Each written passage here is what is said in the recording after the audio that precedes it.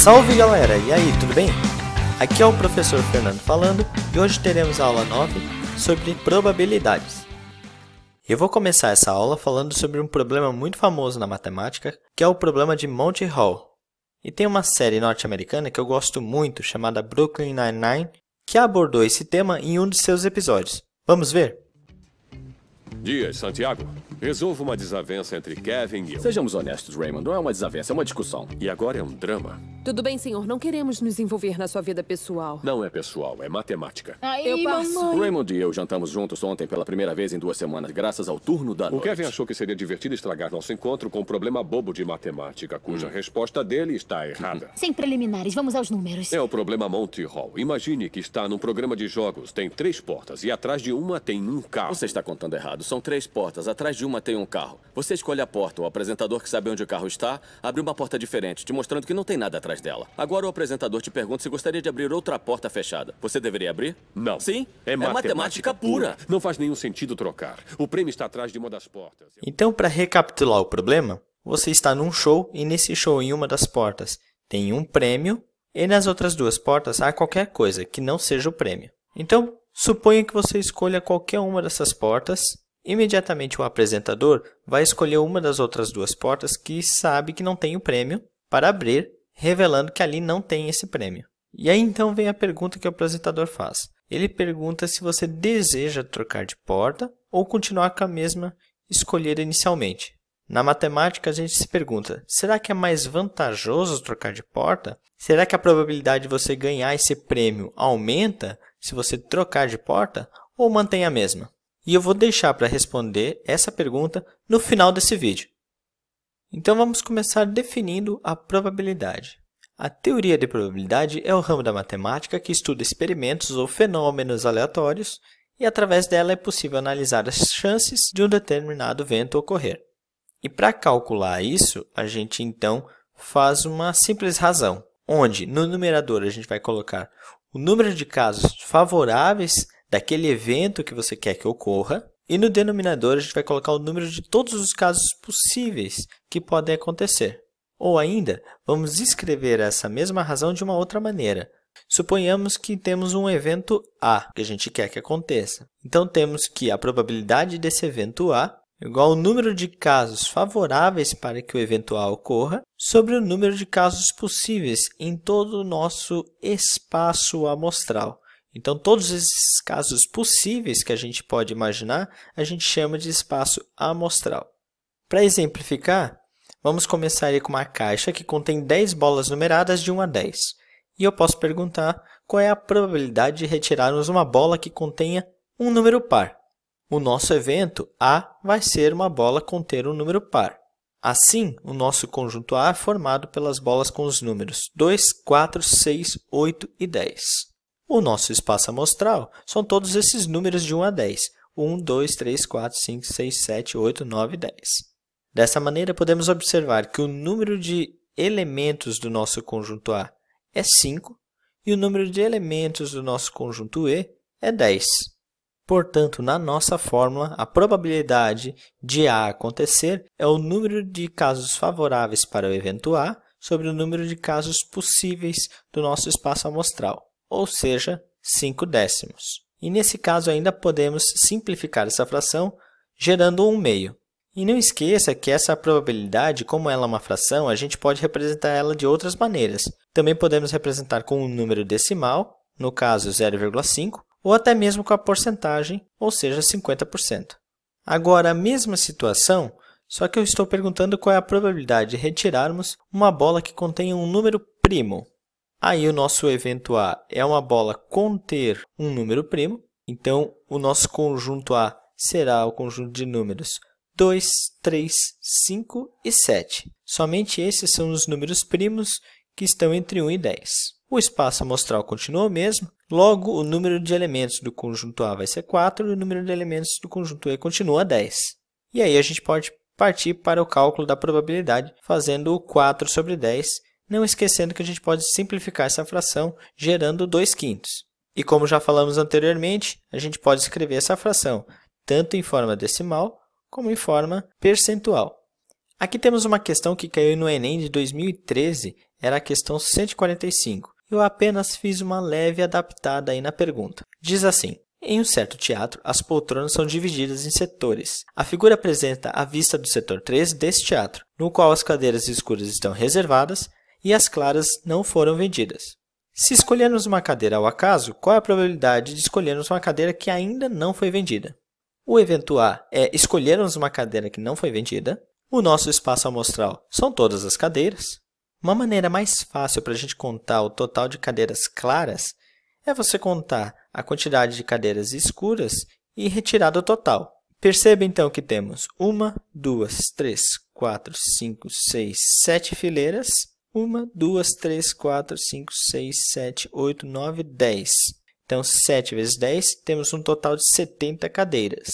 As cadeiras escuras, as reservadas, são 1, 2, 3, 4, 5, 6, 7, 8, 9, 10, 11, 12, 13, 14, 15, 16, 17. Portanto, são 17 cadeiras das 70 que estão reservadas. Se eu fizer 70 menos 17, teremos então 53 cadeiras claras, ou seja, que não foram vendidas. E como já havíamos comentado, dentre o total de 70 cadeiras. Portanto, a probabilidade do evento A, ou seja, escolher uma cadeira que ainda não foi vendida, é 53 sobre 70. E essa fração já é uma fração irredutível, ou seja, a gente não consegue mais simplificar. Agora vamos para um exemplo com moedas. Em 3 lançamentos de uma moeda, qual é a probabilidade de que em exatamente um desses lançamentos saia uma cara? Esses exercícios de probabilidade envolvendo moedas são bem clássicos.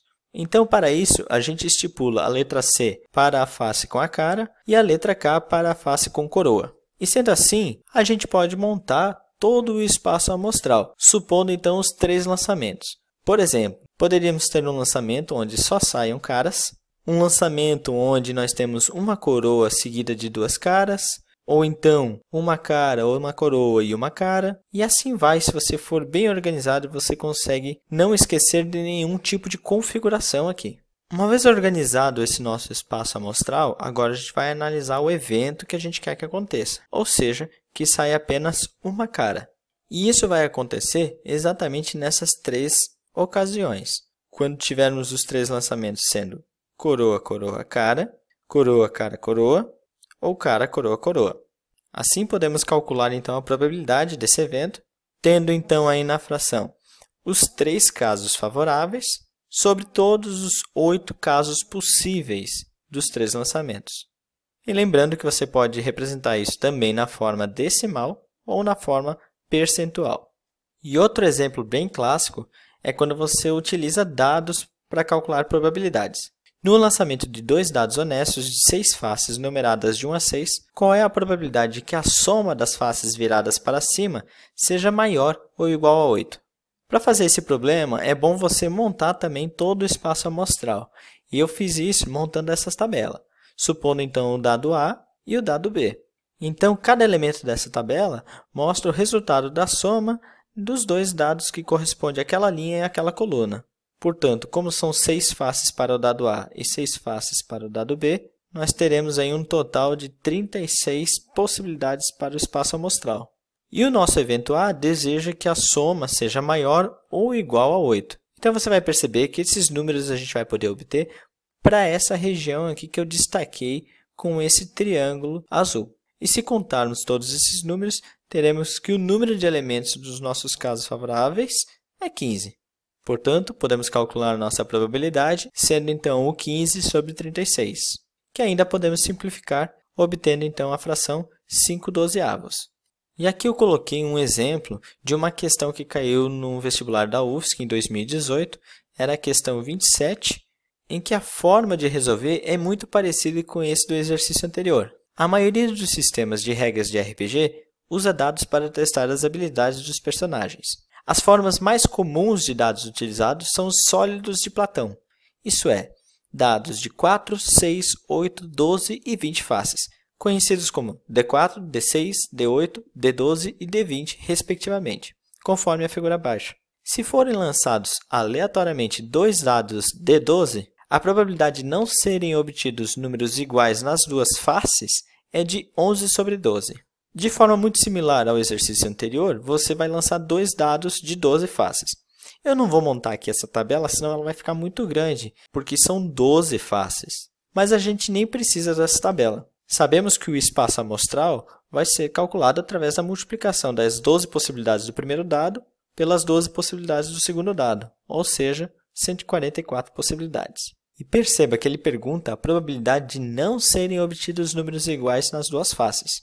Perceba que, para serem obtidos duas faces iguais, só aconteceria nos casos de 1 e 1, 2 e 2, 3 e 3, 4 e 4, e assim vai, até o 12 e 12. E são exatamente 12 possibilidades para isso. Então, para obtermos os casos em que os números não são iguais, a gente pega o total de possibilidades de números e retira essas 12 possibilidades em que os números serão exatamente iguais, gerando um total de 132 possibilidades em que as faces viradas para cima não obtenham números iguais. Então, a nossa probabilidade vai ficar 132 sobre 144. E essa é uma fração que dá para simplificar por 12.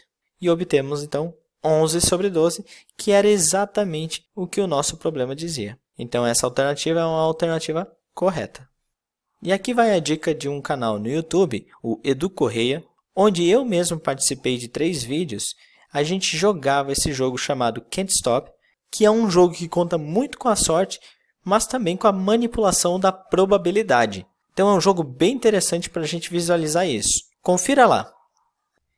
E antes de terminar a nossa videoaula, eu vou voltar para o problema do Monty Hall. Será que você respondeu corretamente? Será que é mais vantajoso trocar de porta depois que o apresentador sugere? Ou não? Então eu trouxe essa imagem que eu acho que deixa bem explicado a solução desse problema. Suponha então que a gente tem uma configuração onde o prêmio, o carro, esteja na primeira porta e nas outras duas portas não há o carro. Aqui nesse caso ele colocou bodes. Vamos supor uma primeira situação em que você escolha a porta número 1, ou seja, você escolhe a porta correta, a porta do prêmio. O apresentador vai escolher qualquer uma das outras portas e vai abrir, mostrando o bode, e nesse caso, trocar de porta seria desvantajoso. Uma segunda situação seria se você escolhesse a porta número 2, em que houvesse o bode.